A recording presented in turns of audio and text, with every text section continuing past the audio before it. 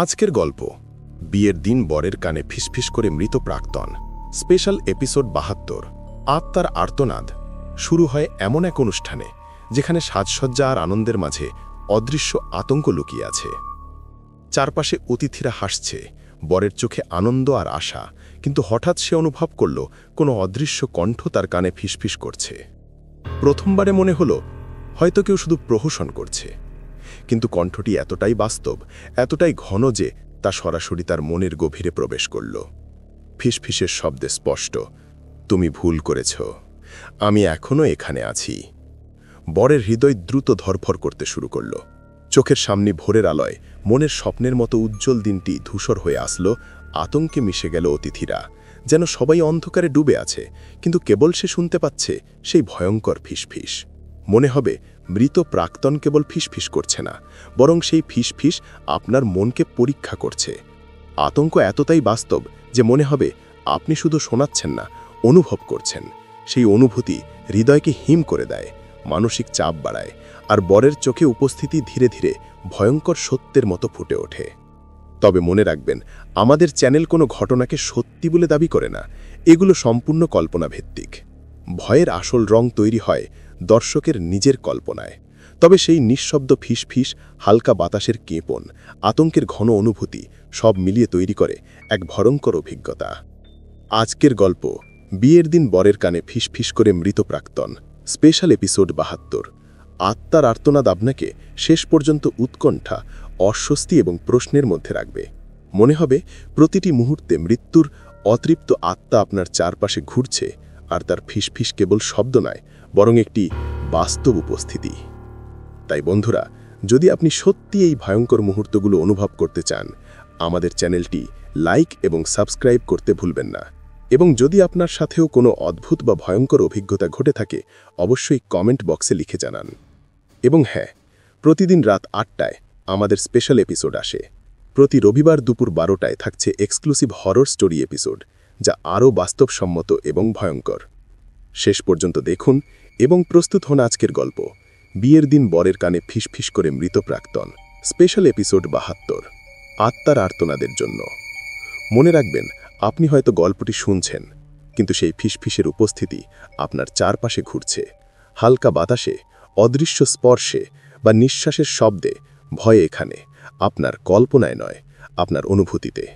কলকাতা শহরের এক অভিজাত পাড়ায় বসু পরিবারে চলছিল বিয়ের প্রস্তুতি। একমাত্র ছেলে তিয়াসের বিয়ে।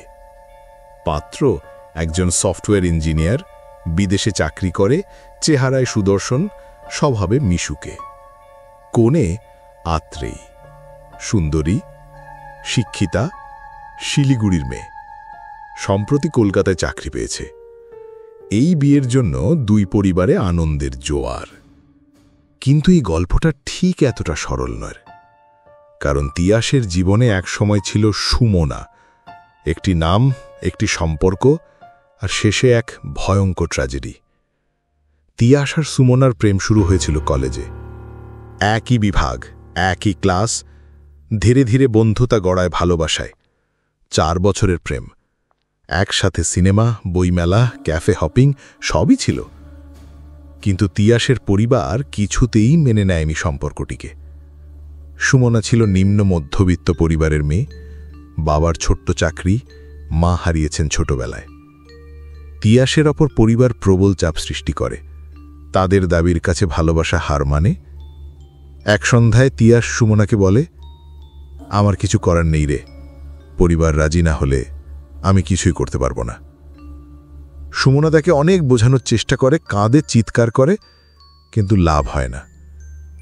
শেষবারের মতো সে বলেছিল, তুই যদি আমায় ছেড়ে যাস, আমি আর বাঁচব না তিয়াস, আমার মৃত্যু হবে তোর বিবাহ সূত্রের সাক্ষী।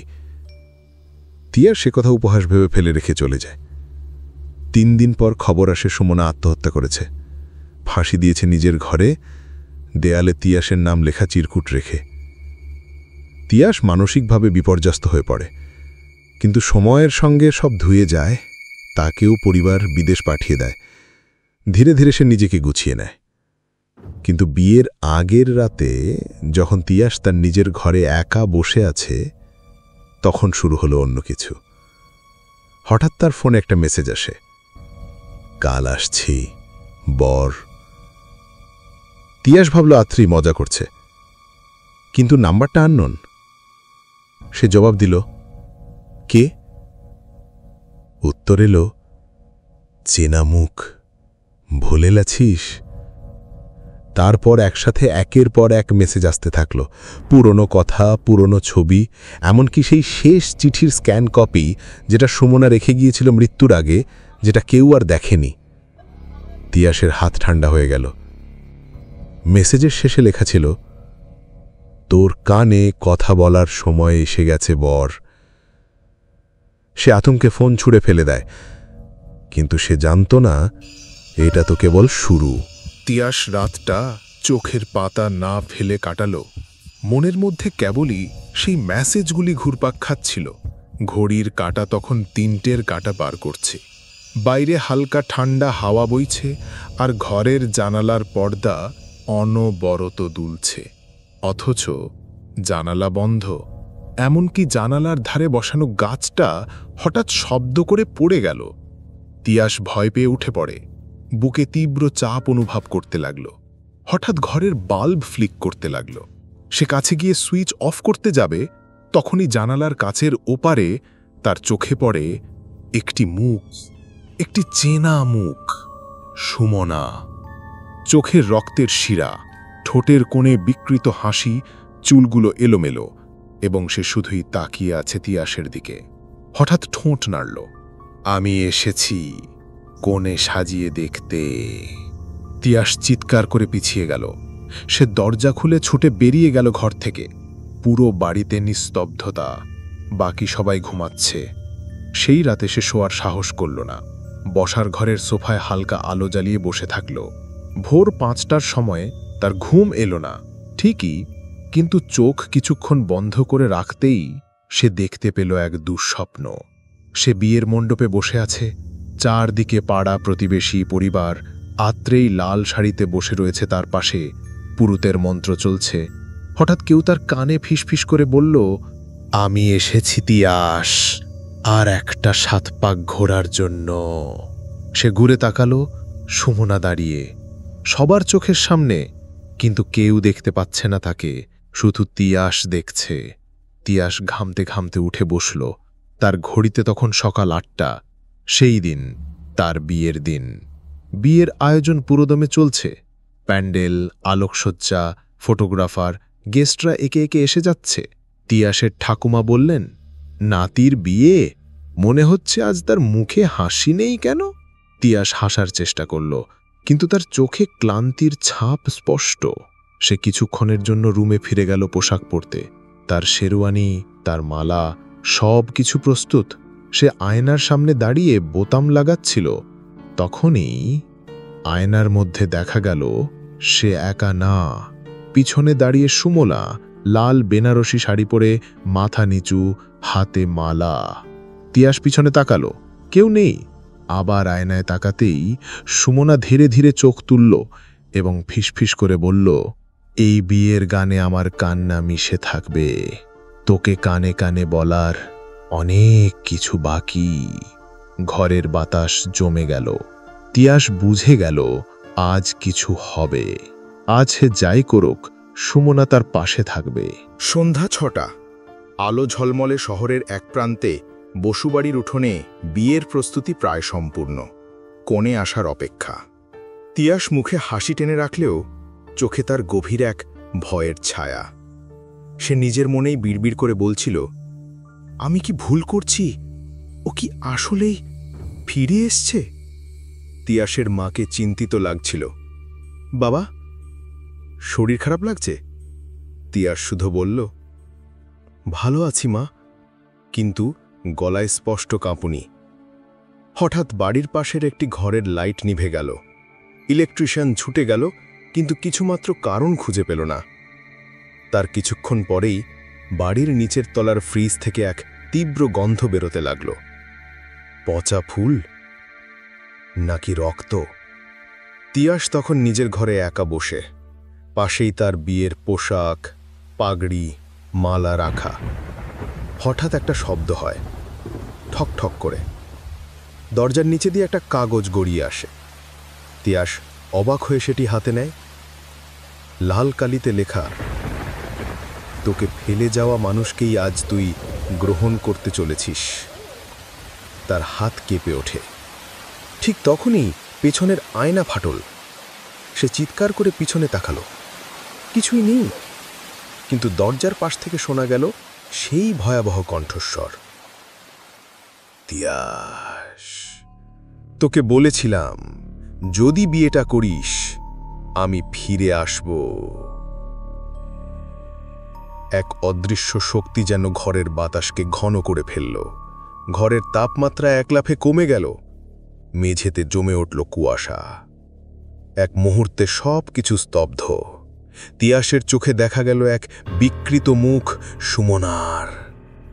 চোখ নেই, চুল ছড়িয়ে আছে। পিছন দিক থেকে ঘাড় ঘুরিয়ে তাকিয়ে বলল, আজ আমি হব তোর কনে, বর। শপথ করেছি আমি 7 পাক ঘুরব তোকে নিয়ে, মরণ পাক। তিয়াস চিৎকার করে উঠে গেল ঘর থেকে। সে ছুটে এলো বাইরে, যেখানে সবাই অপেক্ষা করছে। কেউ কিছু জানে না। সে শাড়ি পরো তার আত্মীয়ের চোখে দেখল সেই চেনা শূন্য দৃষ্টি। এক মুহূর্তের জন্যে তাদের মুখ সুমনার হয়ে যাচ্ছে, তারপর আবার আগের মতো। তিয়াস যেন 2 জগতের মাঝে আটকে গেছে, একটা বাস্তব আর একটা মৃত্যু জগৎ। ঘণ্টাখানেক পর কোণে আসে। আত্রেই গাড়ি থেকে নামল। লাল বেনারসি, মাথায় ওড়না, মুখে মৃদু হাসি। কিন্তু তিয়াস স্থির হয়ে দাঁড়িয়ে। তার চোখে মনে হল আত্রেই নয়, সুমনা নেমে আসছে। মন্ত্র পড়া শুরু হল। সবাই বসে, তিয়াস ও আত্রেই পাশাপাশি।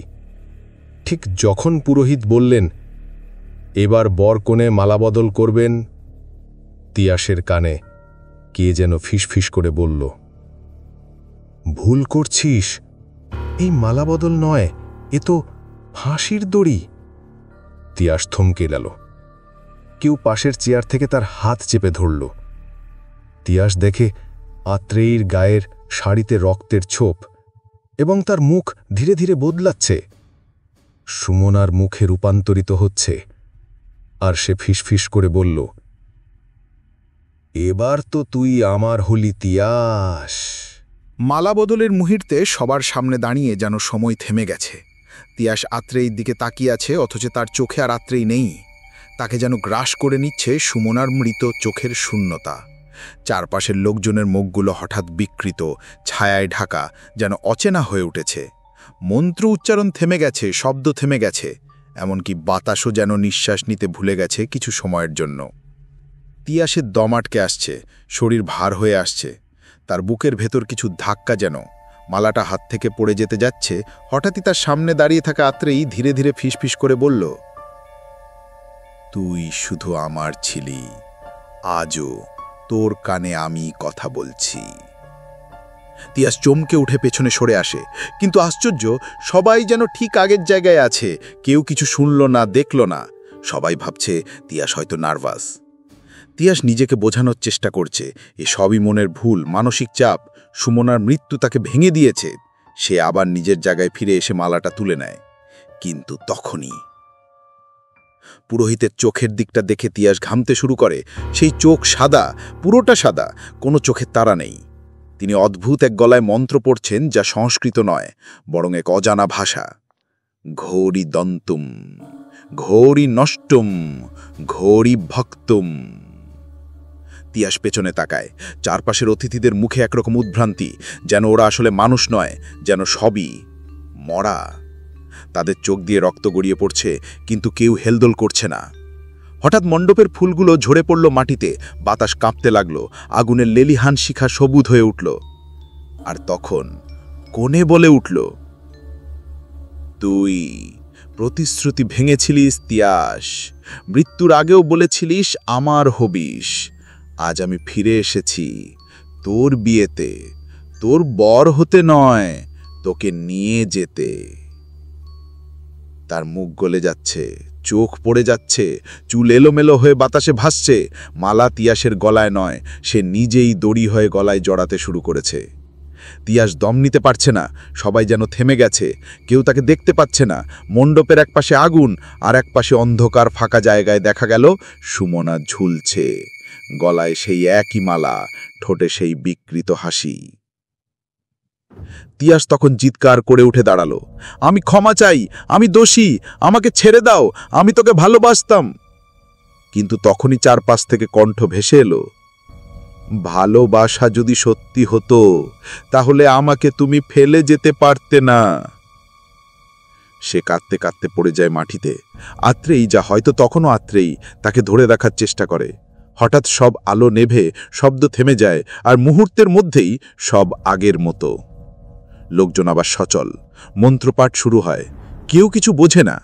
তিয়াস ধীরে ধীরে উঠে দাঁড়ায়, মালা পরানো হয়, 7 পাক ঘোরা শুরু হয়।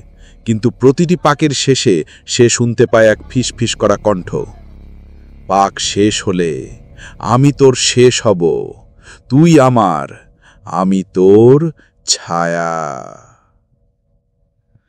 শেষ পাকের পর যখন সপ্তপদী শেষ হয়, মন্ত্র উচ্চারিত হয়, তিয়াস হঠাৎ পিছলে পড়ে যায়, মাথায় আঘাত, রক্ত ঝরছে, সবাই ছুটে আসে। তার ঠোঁট থেকে বেরিয়ে আসে শেষ ফিসফিসানি, সুমনা। শেষবার সে চোখ খুলে দেখে ছাদের ওপর সাদা শাড়ি পরা সুমনা দাঁড়িয়ে, ঠোঁটে সেই ম্লান, শান্ত, ভয়ঙ্কর হাসি। পরদিন খবরের কাগজে খবর বেরোয়, বিয়ের মণ্ডপেই অসুস্থ বর, মৃত্যু রহস্যজনক, মুখে শেষ কথা এক মৃত প্রাক্তনের নাম। আর আত্রেয়ীর মোবাইলে আসে একটা ভয়ঙ্কর ভয়েস নোট, তোর বরকে নিয়ে গেলাম, এবার তুই একা ঘুমোতে পারবি তো? আজকের ভিডিওটা কেমন লাগলো কমেন্ট বক্সে অবশ্যই জানাবে। আর তোমার সাথেও যদি এরকম কোনো ভয়ঙ্কর ঘটনা ঘটে থাকে সেটা লিখে পাঠাও, আমি সেটা নিয়েই পরের ভিডিও বানাবো। মনে রেখো, কালকের এপিসোডে আরও ভয় অপেক্ষা করছে, তাই মিস করো না। প্রতিদিন রাত 8টা আর রবিবার দুপুর 12টায় আমাদের নতুন নতুন গল্প শোনার জন্য চ্যানেলটা সাবস্ক্রাইব করে রেখো।